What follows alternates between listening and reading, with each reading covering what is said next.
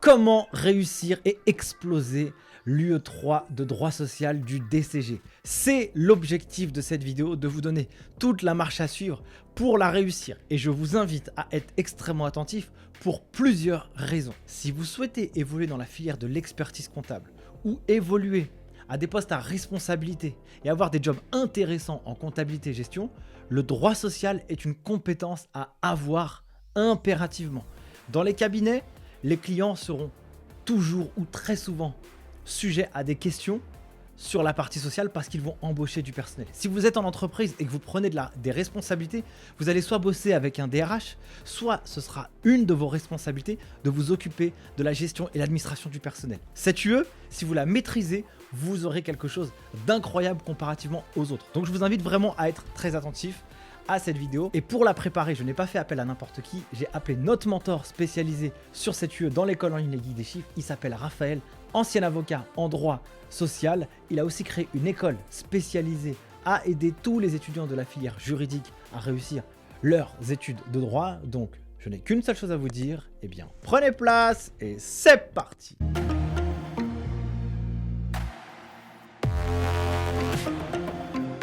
Bonjour à tous et bienvenue dans cette vidéo dans laquelle on va parler de comment réussir l'UE de droit social.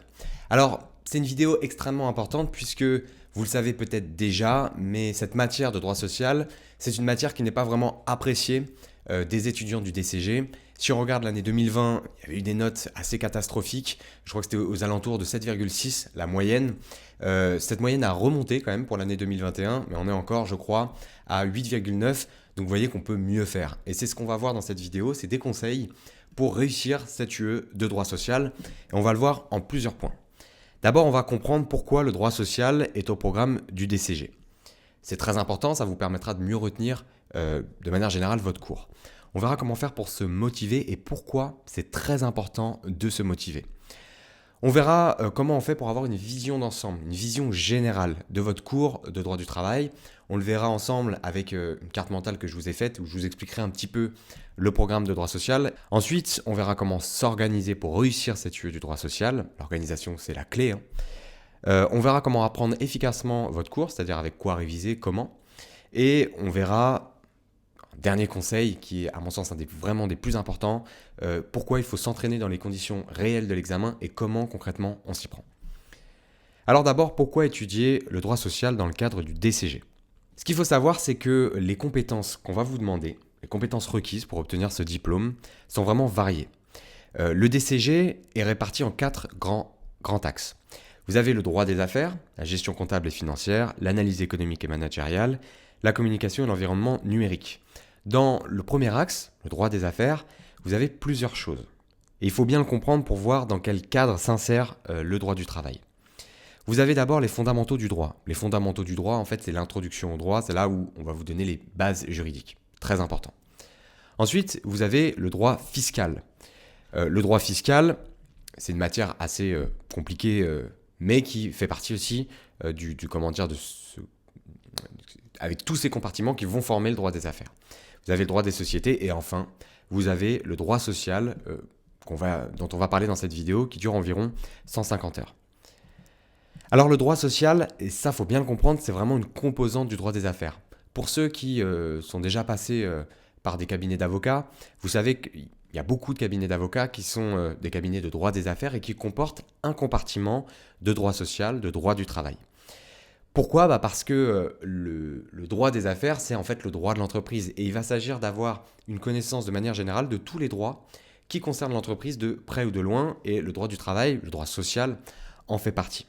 Ça va vous permettre aussi la connaissance de ce droit social. Et c'est pour ça qu'on attend de vous que vous ayez des bonnes connaissances en droit social, de mieux comprendre les conséquences d'une décision et de faire des meilleurs choix pour le développement d'une entreprise. Alors si on regarde le programme officiel du droit social, enfin du droit des affaires, pardon, on vous dit ici que en fait, ce qu'on attend de vous, c'est que vous sachiez qualifier et analyser un contrat ou un document professionnel ou analyser une décision de justice. Ça, c'est l'épreuve de l'étude des documents. Qualifier les faits, articuler un raisonnement juridique et proposer une solution adaptée. Si vous devez retenir une seule chose, à mon avis, de ce programme de droit des affaires et de droit social, C'est ça, c'est qu'on attend de vous vraiment, c'est ce qui est ressorti de tout ce que j'ai lu sur cette UE, c'est qu'on attend de vous que vous puissiez conseiller l'employeur. Alors, si je prends un exemple d'analyse de ce qu'on attend de vous, vous avez un chef d'entreprise qui a besoin de recruter pour se développer plus rapidement. On peut vous demander, par exemple, que lui conseillez-vous? Est-ce que vous allez lui conseiller d'embaucher en CDI, en CDD, en contrat d'intérim, de passer par un contrat commercial de type prestation de service?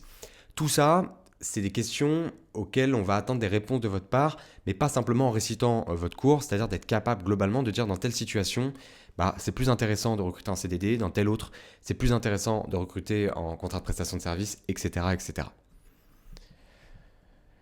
Deuxième étape, se motiver. Alors d'abord, qu'est-ce que la motivation? Parce qu'on en entend souvent parler, c'est pas vraiment un concept scientifique la motivation, mais je vous assure que c'est la base si vous voulez réussir. La motivation, c'est un état d'esprit qui va vous pousser à agir pour satisfaire un besoin, un intérêt ou un désir.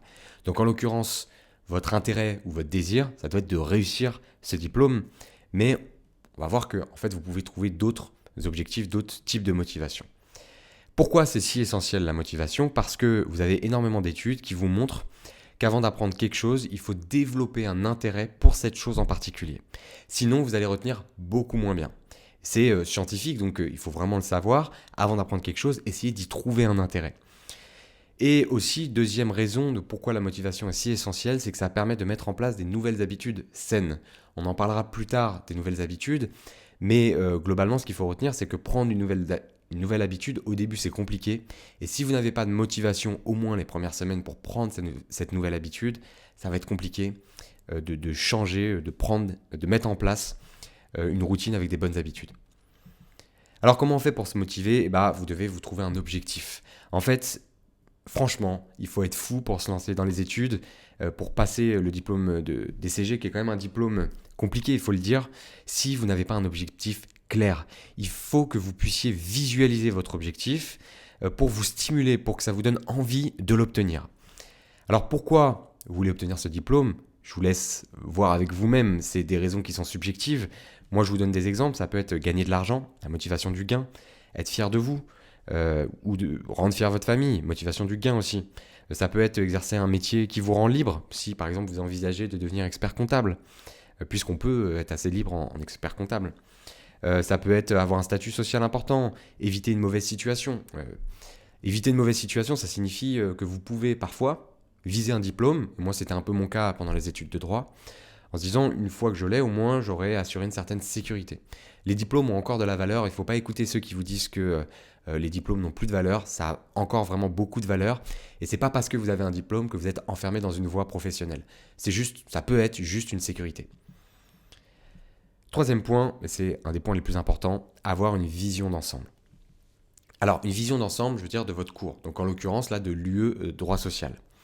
Pourquoi avoir une vision d'ensemble, c'est si important? Parce que ça vous permet d'évaluer la charge de travail. Vous pouvez ainsi vous organiser. On estime la charge de travail, ensuite on s'organise avec des plannings, on verra ça après. Ça vous permet aussi de mémoriser mieux et plus longtemps. En fait, vous allez tisser des liens logiques entre les différentes parties du cours et sachez que ça c'est très important, que pour mieux retenir, il faut faire des connexions. Vous devez avoir des connexions entre les différentes informations et pour ça, il faut toujours commencer par voir de manière générale la structure du cours, le plan du cours. Alors comment avoir une vision d'ensemble? Déjà, première chose, allez lire tout de suite le programme officiel de l'UE de droit social, en tout cas de celle que vous voulez réviser, parce que c'est le meilleur moyen déjà de comprendre ce sur quoi vous allez être évalué. Ensuite, vous pouvez aussi faire une mind map ou une carte mentale pour visualiser le programme sous forme d'image. Alors ça, je l'ai fait pour vous. On va le voir ici. Alors c'est rapide, hein. Vous voyez, donc ça c'est le lieu de droit social qui va être composé de 4 grands blocs. D'abord l'introduction au droit du travail. Il y a peu de choses franchement là-dessus, mais c'est pour comprendre ce que c'est que le droit du travail. Ensuite, vous avez les relations individuelles de travail. Ça, c'est les choses auxquelles vous pensez tout de suite, c'est-à-dire le licenciement, la rémunération, le temps de travail. Ça, c'est un gros morceau du programme. Ensuite, vous avez les aspects collectifs du droit du travail, c'est les relations collectives de travail. 40 heures, c'est aussi un gros morceau. C'est très important, je dirais que c'est un peu plus compliqué à retenir que les relations individuelles. C'est pas, on apprend plus de choses, en tout cas ici, que dans les relations individuelles.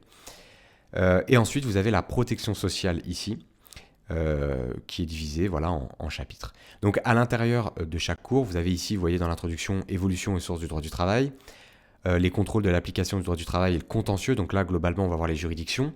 Là ici dans les relations individuelles, on ne va pas tous les voir, mais en fait vous voyez un peu toute la vie du contrat de travail, c'est-à-dire de sa formation, de sa naissance à sa rupture, au licenciement. Dans les aspects collectifs du droit du travail, vous avez la représentation collective, c'est-à-dire qui sont les instances qui vont venir représenter les salariés. La négociation collective, qu'est-ce que c'est qu'un accord collectif? Beaucoup d'étudiants ne le savent pas, et moi avant d'apprendre cette matière, je ne le savais pas non plus. On va voir aussi, ça c'est plus court, mais l'association des salariés aux performances de l'entreprise, les conflits collectifs qui sont les grèves, etc. etc. Tout ça là, c'est pas moi qui l'invente, c'est le programme officiel. Mais le mettre sous forme de mind map, je vous assure que c'est vraiment le meilleur moyen de mieux comprendre et de mieux retenir. Et évidemment après, dans chaque cours que vous allez apprendre, vous pouvez continuer la mind map avec le plan de votre cours. Quatrième étape, s'organiser. Alors c'est très important de s'organiser. La plupart du temps, ce n'est pas les étudiants les plus intelligents, les plus brillants qui réussissent leurs examens, ce sont les étudiants les mieux organisés. Je parle en connaissance de cause, je suis un étudiant, j'étais un étudiant pendant de nombreuses années qui était très mal organisé. Et le jour où j'ai commencé à m'organiser un petit peu mieux, alors j'ai jamais été parfait, mais j'ai pu constater vraiment des différences fondamentales dans les notes et surtout dans l'énergie consacrée. L'organisation, c'est la base. Alors la première chose pour s'organiser, c'est d'évaluer votre charge de travail. Ça, je vous ai dit, il faut voir toutes vos matières, voir le programme officiel et estimer un petit peu le nombre d'heures, en plus on vous le donne, le nombre d'heures que ça va prendre pour apprendre ces matières. Sans se mentir, c'est-à-dire il ne faut pas compter juste apprendre le cours, ça peut être compter le temps de faire des fiches, il faut prévoir aussi les examens, les exercices d'entraînement que vous allez faire, bref, il faut vraiment tout prévoir. Ensuite, une fois que vous avez estimé cette charge de travail, là vous allez devoir vous organiser en clarifiant vos priorités, en planifiant vos actions. Concrètement, vous allez devoir réaliser des plannings. D'abord, un planning semestriel ou annuel. C'est pour avoir une vision d'ensemble. Vous devez noter rapidement dans ce planning, c'est pas la peine de le faire de manière très détaillée, mais surtout les échéances importantes. Voir quand sont les dates de vos examens, quand sont les dates de vos vacances, quand sont les dates, les jours que vous allez consacrer à votre famille, au repos. Bref, il faut vraiment pouvoir voir dans un planning quand est-ce que vous allez pouvoir vous libérer du temps pour travailler et remplir ce planning sans être trop précis, au moins des matières que vous estimez aller pouvoir réviser tel jour ou les entraînements tel jour, etc. Et ensuite, là, un planning plus précis, vous allez devoir faire chaque semaine un planning hebdomadaire. Ça permet, l'idéal c'est de le faire le dimanche soir ou le lundi matin, ça permet en fait de décharger votre activité cérébrale. Et c'est extrêmement important, je vous assure, parce que le cerveau fonctionne comme ça. C'est de la psychologie, on sait que lorsqu'on extériorise une liste de tâches sur un papier, ça permet de ne plus y penser. Ça enlève en fait une source d'anxiété qui va vous permettre de vous concentrer à 100% sur ce que vous allez faire. Donc ça, c'est déjà un principal avantage. Et surtout, ça permet de vous organiser et de savoir, une fois que vous avez fait votre planning pour la semaine, vous savez globalement ce que vous allez devoir réviser, quel jour, etc. Pas la peine d'être trop précis et de se prendre la tête à se dire j'avais prévu tel jour, finalement je peux pas, je remplace par tel jour. Vous pouvez vous adapter au fur et à mesure de la semaine. Ce qui est important, c'est d'avoir une vision globale au début de chaque semaine. Et enfin, je vous conseille vraiment de prendre de nouvelles habitudes. On a tous des mauvaises habitudes et on a tous des bonnes habitudes à prendre. Si vous réfléchissez vraiment, vous avez des bonnes habitudes que vous pouvez tenter d'initier. Pourquoi ? Parce que l'habitude permet de supprimer le sentiment de contrainte. C'est-à-dire cette gêne, ce sentiment d'avoir besoin d'énergie, de volonté quand vous allez faire une tâche. Quand vous n'avez pas l'habitude de réviser, prendre une demi-heure pour réviser un dimanche, c'est horrible. Ça va nécessiter de votre part vraiment une énorme motivation, une grosse source d'énergie. Si vous avez l'habitude de le faire, c'est-à-dire que vous le faites depuis un certain temps, ça va devenir normal. Vous normalisez un comportement qui est contraignant et ça devient facile, comme par magie. Sauf que ce qui est difficile, c'est de prendre une nouvelle habitude. Et donc comment on prend une nouvelle habitude ? Déjà, il faut identifier l'habitude que vous avez envie de prendre. Ça peut être par exemple, vous vous promettez que tous les samedis, vous levez plus tôt et vous faites pendant une demi-heure des entraînements de cas pratiques, par exemple pour votre épreuve en droit social. Et ensuite, il va falloir le répéter. Une habitude, ça met environ 21 jours pour se prendre. Et moi, je vous conseille vraiment de jamais prendre plusieurs habitudes dans la même période. C'est-à-dire que vous ne lancez pas dans des trop grands projets en vous disant j'ai décidé à partir de demain de changer mon alimentation, de faire du sport, de réviser 4 heures par jour. Chaque chose en son temps, déjà si vous arrivez à faire des petites habitudes par petites habitudes, ça sera déjà des changements énormes. Ensuite, il faut apprendre ses cours efficacement. Alors la question qui revient souvent, c'est sur quel support réviser le droit social. Alors moi je ne suis pas objectif. Je vais vous dire, comme c'est moi qui fais le cours de droit social, je vais vous dire réviser avec les guides du chiffre puisqu'il y a tout dedans. J'ai tout fait. Franchement, le cours il est complet de chez complet, vous avez des exemples, vous avez même de nombreux cas pratiques corrigés en vidéo. Maintenant, je sais qu'il y en a d'autres qui se posent la question de savoir, oui c'est bien beau, mais moi j'ai envie d'avoir des manuels, j'ai envie de réviser autrement, qu'est-ce que tu me conseilles ? Alors évidemment, vous pouvez réviser avec des manuels sérieux, il y en a plein. Par contre, moi ce que je vous conseille, c'est de prendre des manuels qui concernent directement le DCG. Pourquoi qui concerne directement le DCG ? Parce que, alors je sais plus, je crois que c'était dans le rapport du jury ou dans le programme officiel, je sais plus, mais je crois que c'est le rapport du jury. On vous conseillait des livres un petit peu généralistes, c'est-à-dire plus destinés à des étudiants en droit. Je pensais notamment en droit du travail, il y avait le livre de Jean-Emmanuel Ray, Droit du travail, droit vivant, que je déconseille vraiment pour les étudiants du DCG. C'est un livre qui est très bien, qui est génial, franchement c'est un super prof, en plus professeur Jean-Emmanuel Ray. Mais si vous voulez, ça colle pas au programme du DCG. Donc c'est vraiment de la perte de temps pour vous d'acheter un bouquin qui s'adresse à des étudiants en droit ou à des étudiants qui préparent le concours d'avocat, mais vous êtes sur le DCG. Prenez des bouquins qui vont respecter le programme du DCG, les règles qui sont à vos examens. Dans les bouquins qui s'adressent aux étudiants en droit, il y a plus de jurisprudence, il y a plus d'arrêts, il y a plus de textes. Vous, il y en a beaucoup moins, on vous demande surtout de connaître les solutions. Il y a évidemment des textes à connaître, mais beaucoup moins. Donc c'est pas la même chose, prenez vraiment des manuels spécifiques DCG. Et vérifiez toujours que le support contient des exemples, c'est hyper important, décorrigés, et qu'il suit le programme officiel, même ça c'est le cas pour la plupart, je pense, des manuels qui s'intitulent DCG, de suivre le programme officiel. Mais vérifiez quand même. Alors juste, je vous montre pourquoi les exemples sont si importants que ça dans les manuels. Vous devez, par exemple, on a un chapitre sur la qualification du contrat de travail. Sur la qualification du contrat de travail, on peut, vous allez voir la différence entre ce que c'est qu'un contrat de travail, c'est-à-dire pourquoi c'est important de savoir qualifier un contrat de travail, ce que ça engendre comme conséquence par rapport, par exemple, à un contrat commercial, un contrat de prestation de service. Ici, sans exemple, ça va être très compliqué de comprendre la différence. Si on vous explique globalement ce que c'est qu'un contrat de travail et qu'on vous dit que c'est différent d'un contrat de prestation de service, ça va être très compliqué de voir, de comprendre la différence. Là, ici, si on prend un exemple, tout de suite, ça va s'éclairer. On vous dit, bah voilà, il y a un employeur qui a besoin de conclure un contrat de travail et de recruter un salarié pour 6 mois pour un salaire de 2 000 € brut en CDD. Concrètement, combien ça va lui coûter en CDD ? Combien ça va lui coûter en contrat de prestation de service ? Vous voyez ici, donc c'est un exemple qui fait partie du cours, je ne vais pas rentrer dans le détail, mais vous savez globalement que ça vous coûte 20 000 €, on parle des cotisations, de l'indemnité de congé payé, on voit sur un site comment calculer les cotisations, et après dans un exemple numéro 2, on voit combien ça coûte avec un contrat de prestation de service. C'est très important, quand vous choisissez un manuel, regardez bien qu'il y a des exemples comme ça parce que c'est ce qui reste dans la tête au final. C'est ça qui distingue un manuel d'un autre, c'est les exemples qui sont mis à votre disposition. Alors, est-ce qu'il faut utiliser des ressources complémentaires ? Moi, je déconseille tout ce qui est revu, même si c'est conseillé encore une fois par le rapport du jury, parce que je pense que c'est de la perte de temps. Alors, ça ne vous empêche pas, évidemment, d'aller voir de temps en temps, mais je pense que vraiment, il ne faut pas se prendre la tête à aller voir des revues juridiques qui sont très techniques, très spécialisées.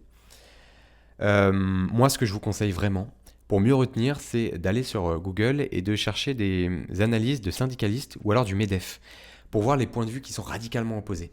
Moi, ce que je fais souvent, je tape le nom de Richard Abosi, donc c'est un ancien inspecteur du travail, qui a des très bonnes connaissances juridiques, mais qui est très engagé, qui a une vision très particulière du droit du travail. Alors c'est très politisé, que ce soit le MEDEF ou des points de vue comme ça syndicalistes, mais c'est très intéressant. Ça vous permet tout de suite de comprendre l'idée qu'il y a derrière une réforme. Quand vous avez le point de vue syndicaliste, vous comprenez parfois la réforme, le but qu'elle peut avoir, surtout quand elle est d'initiative patronale. Et pareil, quand c'est le MEDEF qui l'explique, ça peut vous faire voir le point de vue de l'employeur. Donc ça c'est très important. Si vous voulez mieux retenir quelque chose que vous n'avez pas compris, évidemment il ne faut pas le faire pour chaque partie du cours, ça vous prendrait trop de temps. Mais pour certaines parties que vous avez du mal à comprendre, vous pouvez faire ça. Alors, il faut aussi comprendre ce qu'on attend de vous pour réviser efficacement. Et ça, je vous ai dit, il faut lire le programme officiel puisque franchement, je trouve que ce diplôme, il est très bien fait. Vous avez les compétences attendues, les savoirs associés, etc. C'est quand même génial d'avoir ça. C'est pas dans tous les types de diplômes que vous avez ça. Donc vous voyez par exemple si vous êtes sur un chapitre, la diversité des contrats de travail, vous avez terminé le chapitre et que vous lisez ça, justifier le choix d'un contrat de travail dans un contexte donné et que vous savez pas trop le faire, c'est peut-être qu'il faut revoir son cours puisque vous pouvez être interrogé là-dessus. En fait, on vous prend pas en traître. On vous dit concrètement. Et honnêtement, pour avoir épluché les sujets qui sont tombés sur l'UE de droit social, ça correspond de manière générale à chaque fois à ce qui est indiqué dans le programme officiel. Vous pouvez aussi lire les rapports du jury, vous pouvez y trouver des informations assez importantes sur ce qu'on attend de vous et comment vous pouvez faire pour progresser. Alors dans le rapport du jury, on voit surtout, c'est surtout cette idée de cas pratique, d'analyse juridique qu'on parlait au tout début de la vidéo, qui est mise en avant. C'est pour ça qu'il faut s'entraîner. Et c'est la dernière étape, s'entraîner dans les conditions réelles de l'examen. Alors c'est fondamental. Pourquoi l'entraînement est fondamental ? Comprenez bien que vous n'êtes pas interrogé sur une récitation de cours. Si c'était que ça, je vous dirais, vous fichez, vous apprenez et basta. Mais vous êtes interrogé sur des exercices spécifiques qui vont nécessiter une méthode particulière. C'est-à-dire que vous devez avoir des connaissances de cours, mais surtout, vous devez avoir une méthode particulière. Et une méthode, ça ne s'acquiert qu'en pratiquant. C'est comme si vous vouliez devenir champion de judo demain, sans aucune méthode, sans vous être entraîné, c'est tout simplement pas possible. Là, c'est la même chose, à la différence près, pour vous rassurer que vraiment peu d'étudiants s'entraînent, parce que c'est quelque chose qu'on se dit, je le ferai après avoir appris le cours. En réalité, il faut vraiment le faire au fur et à mesure, parce que c'est là où vous allez prendre confiance en vous, quand vous allez faire des entraînements, en tout cas à partir du 4e, 5e entraînement, parce que vous allez voir vos erreurs, vous allez les corriger, et petit à petit, une fois que vous aurez la méthode, ça va même changer votre manière de réviser. C'est-à-dire que vous allez réviser autrement, en pensant à votre examen. Donc ça, c'est vraiment important, entraînez-vous. Alors comment on s'entraîne ? Il faut imiter l'examen final. Donc l'idéal, c'est de faire le même exercice, dans le même temps, le même stylo. Alors, le même temps, évidemment, c'est pas toujours possible. Moi, ce que je conseille, ça peut être aussi de diviser surtout, de faire des mini-cas pratiques, mais par contre de vous forcer à le faire dans une durée assez rapide. Mais en tout cas, il faut que ça soit le même type d'exercice, vous le faites avec le même stylo. Si le jour de l'examen, vous devez écrire, vous écrivez au stylo, vous ne faites pas sur l'ordinateur. Et vous entraînez à chacun des exercices qui tombent, c'est-à-dire la question de cours, l'étude de documents et le cas pratique. Chacun de ces exercices requiert le respect d'une méthode spécifique, d'une méthode particulière. Si je vous prends un exemple, dans les corrections que je fais là sur le cours des geeks du chiffre, vous voyez ici, donc on prend des cas pratiques qui ressemblent à ceux qui sont déjà tombés ou qu'on imagine qui pourraient faire l'objet d'un examen. Et vous avez une correction ensuite qui est détaillée en vidéo. Alors si vous n'avez pas accès à ça et que vous ne voulez pas passer par les geeks du chiffre, vous pouvez tenter d'obtenir une correction, je ne sais pas, avec un professeur particulier ou peut-être que vous pouvez lire simplement la correction du cas pratique. Mais ce qui est très important, c'est qu'une fois que vous avez fini votre cas pratique, vous devez objectivement essayer de le corriger avec une correction et voir ce qui ne va pas. Vous ne pouvez pas, si c'est votre premier essai, deuxième ou troisième essai, ne pas faire d'erreur. Il faut absolument repérer les erreurs, noter les difficultés que vous avez eues pour trouver des solutions et essayer d'y remédier. Alors ça, on l'a déjà vu. Intégrer les entraînements dans votre organisation, et c'est le troisième conseil. Beaucoup d'étudiants se disent « je prendrai le temps de réviser une fois que j'aurai appris mon cours ». Moi, à mon sens, c'est pas ce qu'il faut faire. Il faut apprendre des parties de cours. Donc ça peut être par exemple, tout le programme des relations individuelles ou simplement les 5 premiers chapitres des relations individuelles. Et ensuite, vous testez tout de suite sur un exercice de cas pratique. Enfin, de cas pratique ou d'études de documents ou de questions de cours. C'est-à-dire quelque chose qui va tomber à votre partiel, à votre examen. Et vous devez impérativement le prévoir dans votre planning. C'est-à-dire réserver toujours une séance d'entraînement. Le mieux pour moi, c'est de le faire par exemple tous les samedis ou tous les dimanches ou tous les vendredis. Vous faites un jour par semaine qui est consacré à ça, au moins 1h30 ou 1 heure au moins. Ça va vous permettre, je vous assure, de faire des progrès considérables, de vous tester et ensuite de mieux réviser puisque vous réviserez d'une autre manière. Voilà, c'est tout pour ces conseils. J'espère que je vous ai appris quelque chose quand même pour réussir votre UE de droit social. Quant à moi, je vous dis bon courage pour vos révisions, bon courage pour vos futurs examens. Bye.